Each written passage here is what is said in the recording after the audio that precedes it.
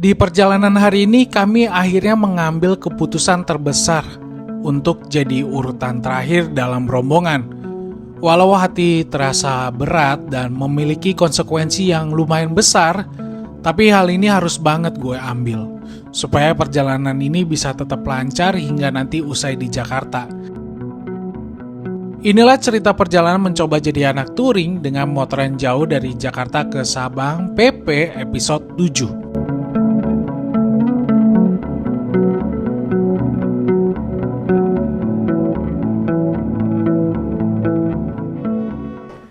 Selamat pagi teman-teman. Kita ini di hari keberapa ini ya? 6. Hari ke-6 perjalanan kita menuju Sabang dari Jakarta. Ini di kota Padang Sidempuan di Hotel Sitamia. Nah pagi ini gue udah beres-beres, semua barang udah gue masukin, barang-barang yang harus diambil cepet di sini. Itu sendal jepit, ini barang-barang yang masuk bagasi. Dan ini tuh ada laptop juga, jaket, sepatu, helm, buff, ya udah semua udah beres. Nah perjalanan hari ini kita akan berencana ke daerah, namanya kok Subulu Salam, daerah Aceh. Jadi kita langsung nyebrang ke Aceh melewat Sibolga, nanti jalur via barat. Nah moga-moga perjalanan hari ini aman, nyaman, dan pastinya seru ya teman-teman, bisa dinikmatin. Karena gue belum lihat sih pantai yang bagus gitu atau pemandangan yang benar-benar bagus gitu sepanjang perjalanan. Karena di sepanjang Jalan Sumatera ini tuh benar-benar kayak apa ya gue bilang ya, emang cocok buat teman-teman yang suka dengan kecepatan tinggi ya. Jalannya yang besar, terus cenderung sepi, terus pemandangannya juga nggak terlalu banyak yang bisa dinikmatin gitu sepanjang perjalanan. Mungkin yang kemarin paling bagus tuh waktu Krui kali. Waktu Krui itu pun dikit banget gitu. Memang beda banget sih. Hah? Oh, di daerah Lubuk apa gitu. Pokoknya setelah kita makan nasi Padang itu siang-siang ada yang rada bagus. Itu mirip kayak Naringgul tapi versi light-nya lah. Gitu, memang sepanjang perjalanan ini udah menyentuh hampir 1800-an. Gue melihat memang Sumatera ini cocok buat teman-teman yang suka motoran atau bahkan touring, anak-anak touring yang mau benar-benar cuman sampai dan nggak menikmati perjalanan, maksudnya pemandangan perjalanan. Karena emang kurang oke sih menurut gue ya. Lalu kemarin juga sedikit cerita mengenai di perbatasan Sumbar sama Sumatera Utara. Nah jalanannya ternyata cukup jelek teman-teman. Banyak tambelan, banyak yang rusak gitu. Jadi kudu banget hati-hati. Ya sementara itu dulu rekapan perencanaan hari ini dan sedikit cerita yang kemarin. Ikutin aja terus perjalanan ini dan semoga kalian tetap seru dan menikmati perjalanan. Let's go! Sambil mempersiapkan motor teman-teman, nah gue dapat kesempatan untuk tanya-tanya Kang Anto secara eksklusif. Kayak reporter media aja gue. Yuk disimak. Nah, Om Anto katanya udah ngajarin Mario banyak hal nih. Oh nggak juga, sharing aja sharing. Apa aja tuh yang diajarin? Nggak diajarin, sharingnya apa ya? Karena banyak yang saya temuin ya yang bermotor, itu waduh capek nih, pantat capek lah, tangan capek, terus badan pegel. Biasanya ini dari salah postur kita di atas motor. Mau dalam hal apapun ya, mau di motor, mau kita di mobil, mau kita di kantor sekalipun, kalau postur badan kita salah, kita nggak jadi nggak nyaman. Intinya bagaimana kita bisa mengendalikan motor, bukan dikendalikan motor. Dengan kita tahu body position kita yang benar, terus tahu kemampuan motor, ujung-ujungnya kita yang mengendalikan. Jangan sampai dikendalikan sama motor. Saat sudah dikendalikan, itu berbahaya. Oke, Om, satu lagi Om. Ini kan mok-mok itu di upgrade kirian Om. Ya. Full TDR, 14 gram, fully set, sliding shift. Sebenarnya ngaruhnya apa sih Om buat Om kan lebih expert lah dibandingkan Mario? Sedikit lebih tahu. Jadi fungsi dari kirian itu begini. Kita main kirian itu top speed pada dasarnya nggak berubah. Yang kita coba atur atau manage itu adalah bagaimana kita mengatur akselerasi. Jadi tenaga dari mesin menuju ke roda itu bisa lebih sempurna. Jadi kalau misalnya kita naikin ke dyno, mesin standar itu total horsepower-nya bisa lebih rendah dibandingkan saat kita udah rubah kirian. Tujuannya sih untuk menyesuaikan dengan satu keperluan kita, gaya berkendara. Udah itu bobot di atas motor, kita boncengan, bawa barang dan lain sebagainya. Soalnya kalau standar aja ditanjakan, boncengan berdua dijamin itu motor lemot banget. Jadi intinya menyesuaikan karakter kita dan udah gitu jaga gimana caranya ini motor masih ada sisa tenaga. Saat kita nyalip kadang-kadang tiba-tiba ada mobil tanggung. Kalau misalnya nggak kita sesuaiin, kita nggak ada tenaga, bahaya. Intinya sih ujung-ujungnya ke safety juga, tapi intinya gaya berkendara dan apa yang kita taruh di atas motor itu harus kita sesuaikan, salah satunya dengan main kirian. Oke, terima kasih Om Manto. Ini dia expertnya. Oh enggak juga. Baru baca-baca juga itu tadi, lihat di Google katanya gitu. Iya. Oke lah kalau gitu. Oke, terima kasih Kang Anto. Siap, gaskeun. Bye-bye, kita see you perjalanan. Lanjut perjalanan hari ini.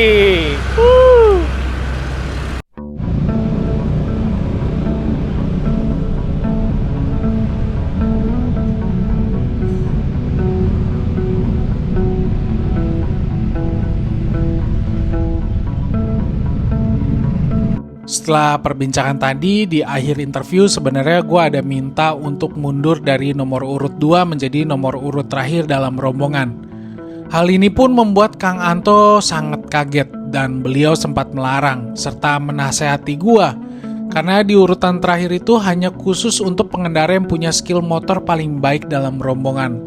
Lalu juga di urutan terakhir kecepatan motor akan lebih kencang yang notabene itu bukan gue banget.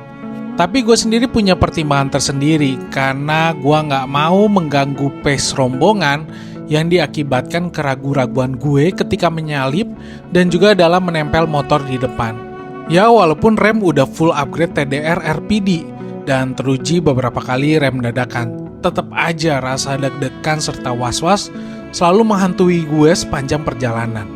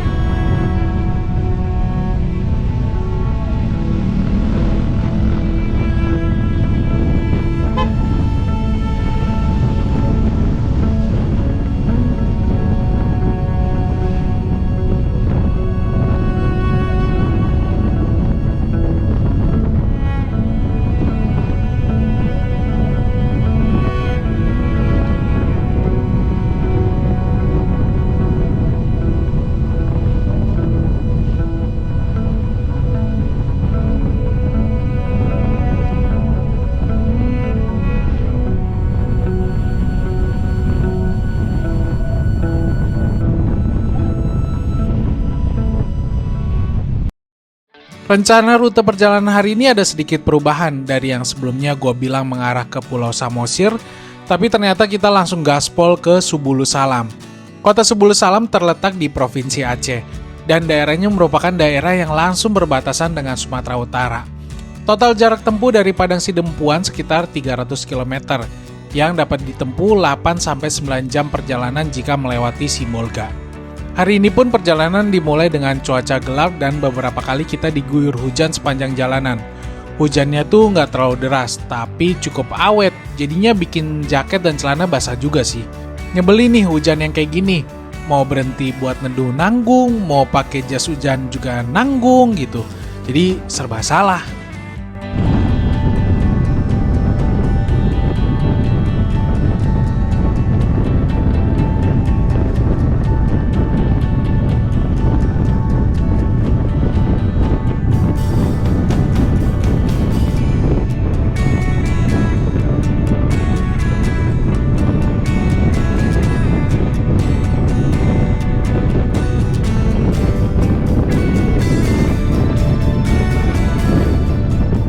Setelah perjalanan motoran jauh 2000 kilometeran non-stop, ada beberapa hal yang gua rasain sih.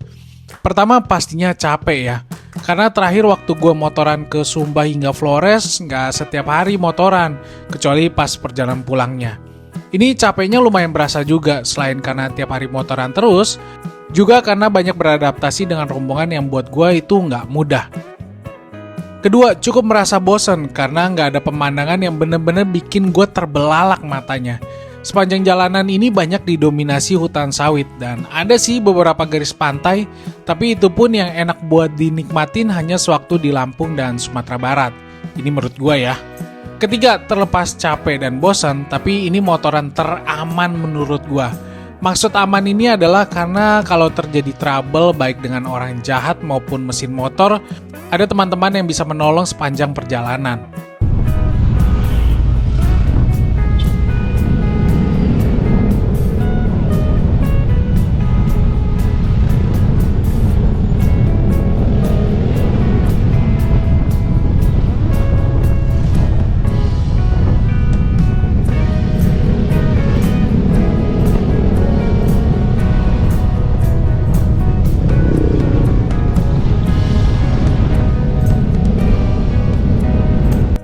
Tapi terlepas dari tadi omongan gue mengenai 3 hal yang gue rasain selama 2000-an kilometer pertama, gue masih belum menemukan kenapa anak motor touring harus banget ke KM No Sabang.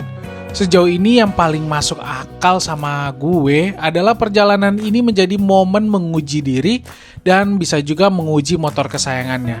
Kira-kira bener nggak ya seperti itu? Nah, beda banget sama gue yang kalau motoran jauh tuh cari lokasi yang memanjakan mata dan juga wisata kuliner. Makanya orang-orang kayak gue ini lebih tepat disebut motor traveler kali ya. Tapi terlepas dari semua sebutan itu, daripada menimbulkan perdebatan nih nanti, mending kita fokus aja menikmati motoran dengan definisi dan caranya kita masing-masing, teman-teman.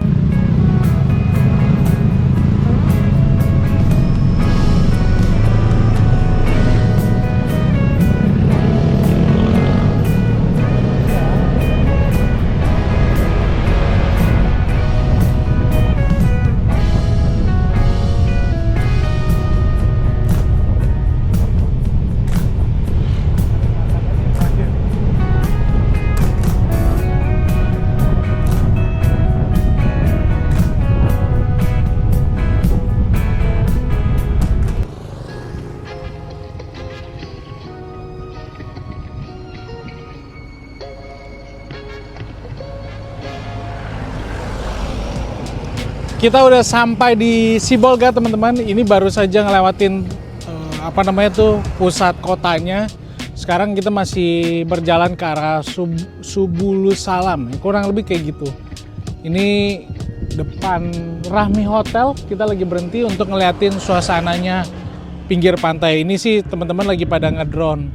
So far perjalanannya asik, tapi jalanan di Sumatera Utara harus banget kudu hati-hati, teman-teman. Banyak bolongan, banyak tikungan yang rusak gitu. Jadi cukup berbahaya kadang-kadang di perjalanan gitu sih.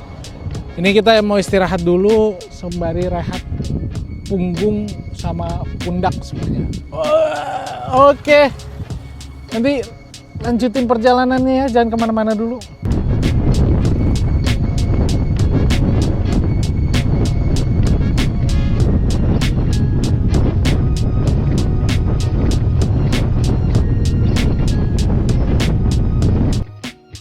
Sibolga. Sebenarnya ini selangkah lagi menuju Nias dengan menyeberang menggunakan feri. Cuman kita nggak bisa pulkam dulu karena kali ini kan tujuannya menuju Sabang. Nanti kita adakan waktu untuk eksplor tersendiri buat di Pulau Nias ini. Cuman mesti nabung dulu ya biar motornya pas di sini benar-benar bisa puas.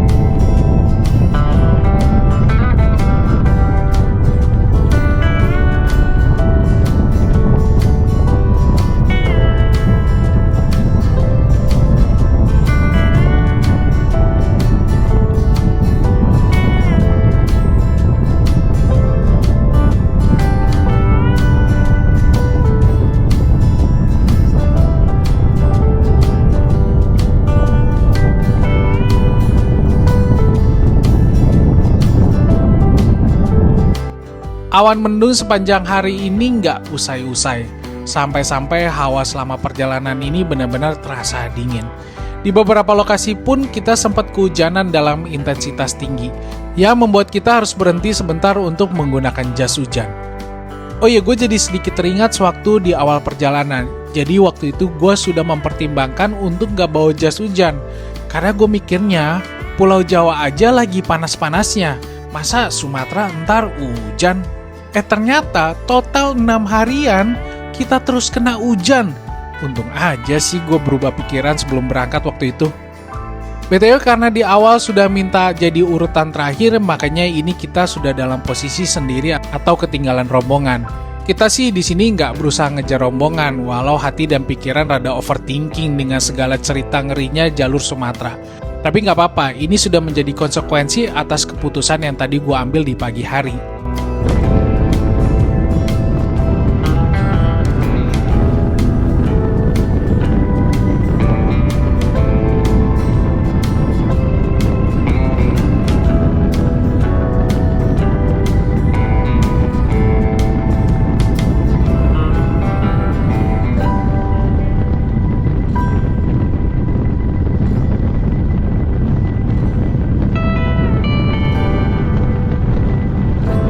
Mendekati kota Subulu Salam, BTW gue sampai sekarang suka salah sebut nama ini kota. Persis waktu gue dengar kota Muko-Muko yang jadi Moku-Moku. Maafkan ya, soalnya belum familiar nih. Lanjut. Jadi sewaktu kita masuk kota Subulu Salam, kita terlewat jauh sekitar 20-an kilometer. Akibat ngikutin Gmaps dan baru sadar waktu Kang Anto yang menelpon salah satu tim rombongan. Infonya memang daerah Subulu Salam ini cukup luas, dan kalau kita set Gmaps harus ketik kota Subulu Salam biar on point. Ya itulah ya warna-warni perjalanan, bisa aja kita disasarin ya sama Google Maps.